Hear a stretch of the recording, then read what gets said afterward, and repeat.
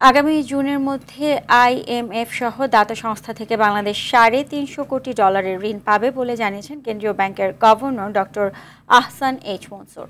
এখন থেকে ডলার দর বাজার ভিত্তিক হবে বলেও মন্তব্য করেন তিনি। তৌহিদুর রহমানের রিপোর্ট। রাজস্ব আদায়ের লক্ষ্য পূরণ না করায় শঙ্কা জাগে ঋণ পাওয়া নিয়ে। এ নিয়ে আইএমএফ এর সঙ্গে আলোচনা চলে 2 মাস ধরে। সামগ্রিক অর্থনীতির যে স্থিতিশীলতা আমরা যেটা অর্জন করতে পেরেছি আবার ফিরিয়ে আনতে পেরেছি অনেকাংশেই। অবশেষে আগামী জুনে ঋণের 2 কিস্তি ছাড়ে সম্মতি জানিয়েছে আইএমএফ। সঙ্গে অন্য দাতা সংস্থার ঋণও পাওয়া যাবে বলে আশা করেন কেন্দ্রীয় ব্যাংকের গভর্নর। আমাদের এস্টিমেট হচ্ছে প্রায় 3.5 বিলিয়নের মতো নতুন টাকা আসবে এখন থেকে জুন মাসের মধ্যে।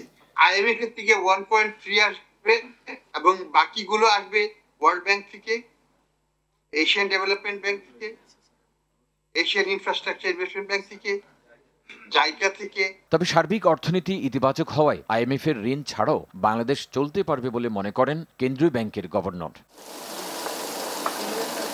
ডলারের দর খোলা বাজারে হলে 2-1টি কোম্পানি বাজারে অস্থিরতা সৃষ্টি করতে পারে বলেও সতর্ক করেন গভর্নর। বাজার ভিত্তিক এক্সচেঞ্জটা চালু রাখতে পারবো এই প্রত্যাশা আমাদের আছে।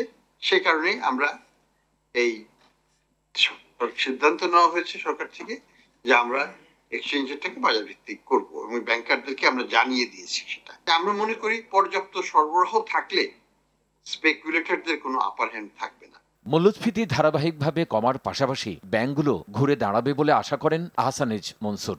আগামী বছরের এই সময়ের আগেই আমাদের ইনফ্লেশন হয়তো 5%-এর নিচে আমরা নিয়ে নিতে পারব। তৌহিদুর রহমান, RTV, ঢাকা।